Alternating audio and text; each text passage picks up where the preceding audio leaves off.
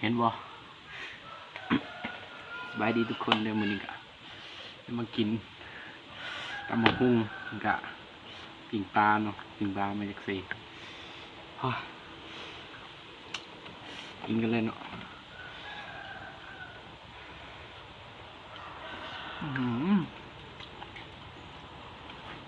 ครับ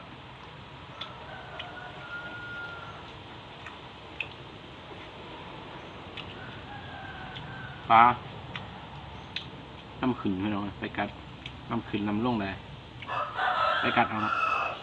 ไปให้ดังกัด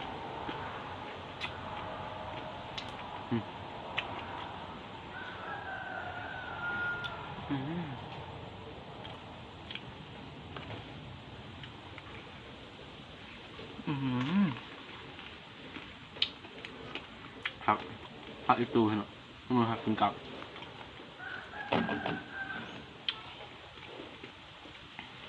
นี่ก็ขอเหนียว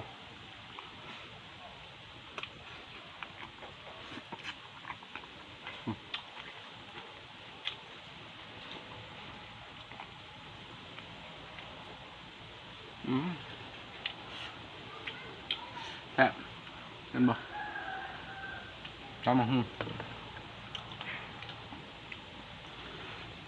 แซ่บเนาะ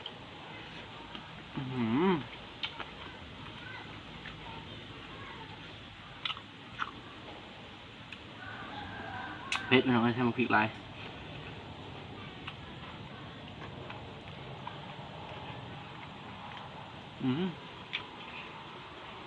เบื่อไปให้เบิ่งตอนตำใช้พริกลาย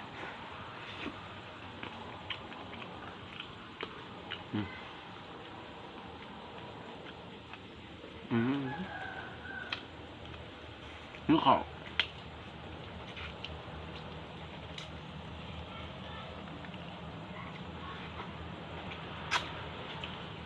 กลางร้ายพี่น้อง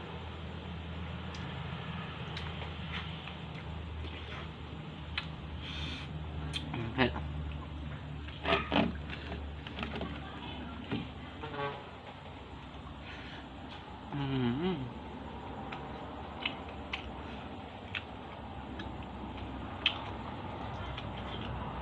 รับ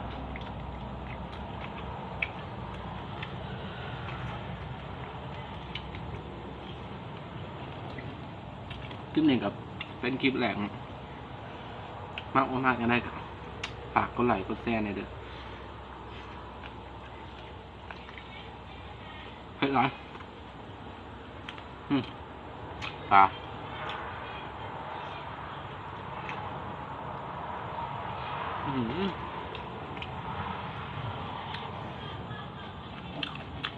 แซ่บ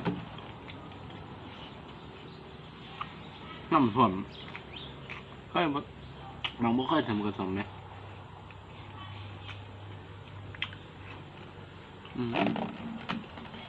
แล้วถึงตั้งได้นำท่วมก็ช่วยคอมเมนต์ในหูเนี่ย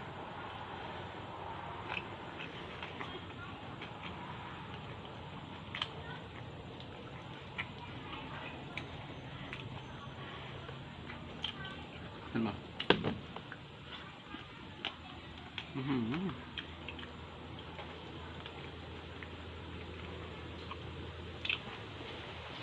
เฮ้ยกินน้ำเผ็ดหน่อย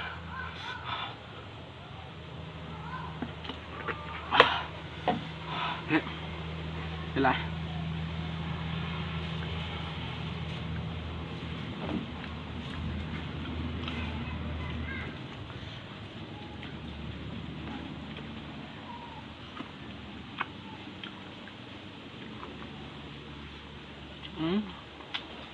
ครับ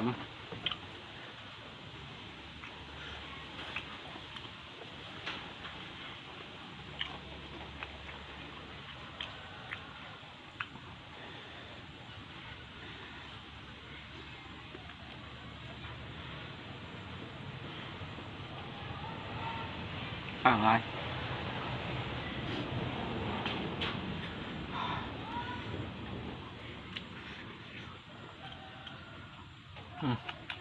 แตกเลยแซ่บ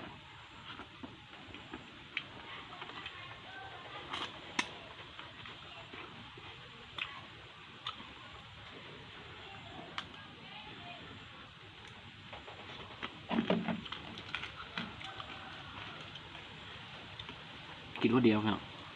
กินคนเดียว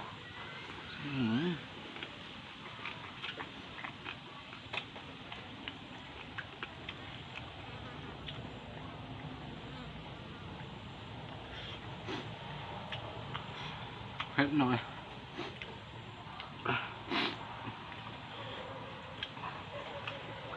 ก็มาพริก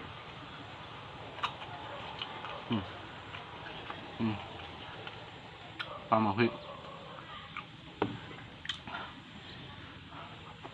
ใช้พริกอะไร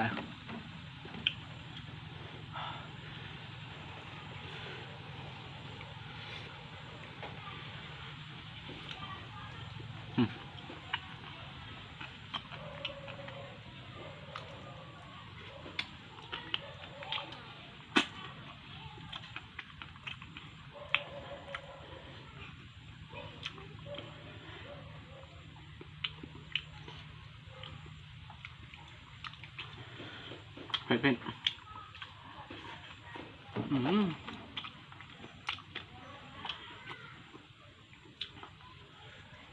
มันจะไปใช้มันเหรอลงเฮี้ยงกับบริเขาน้ำทอมเจียมแต่ว่ามันกัดลงอะแต่ว่ามันเข่าไม่ได้มันต้องมาท่านปรับปรุงน้ำตัว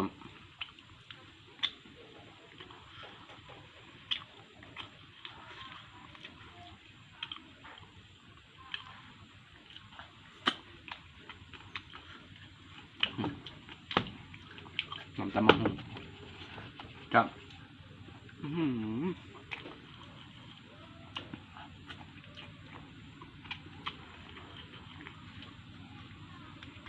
ผักเนื้อแตกเลยไหมแห้งๆมั้งเนื้อออก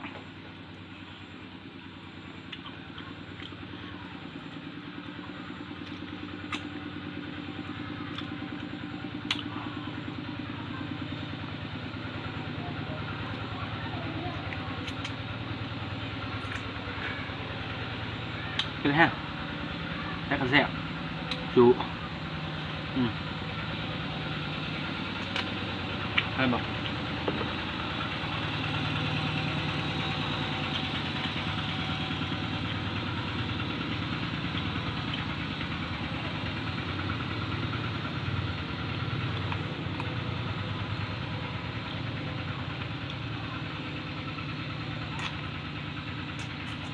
กลางไร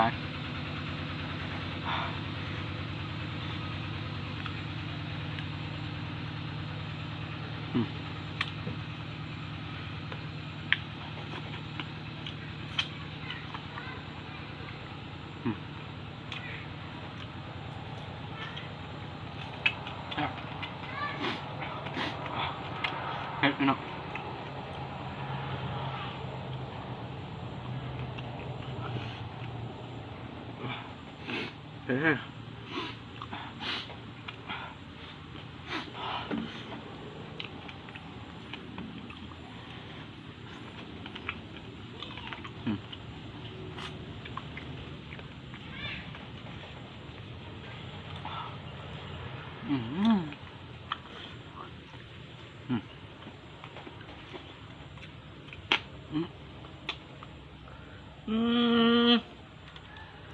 อ๋อ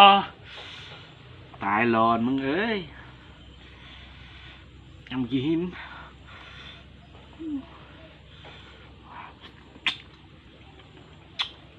พวกทีคู่มื่นเนี่ยมันเป็นยังไงน้องกินลายเจ็บแขนด้วยมั้ยกินบะมวนได้บาท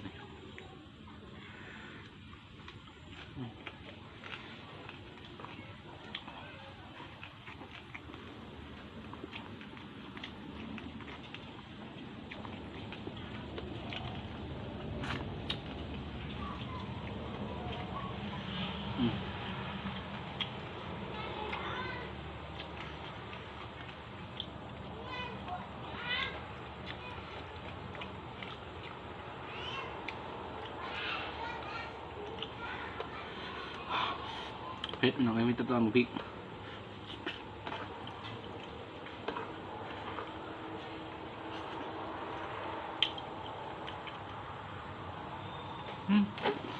เบิกนะ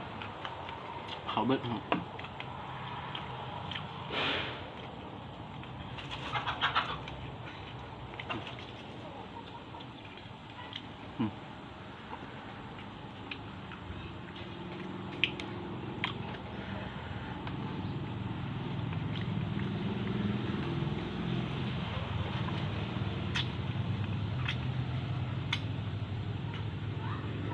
กลางลาย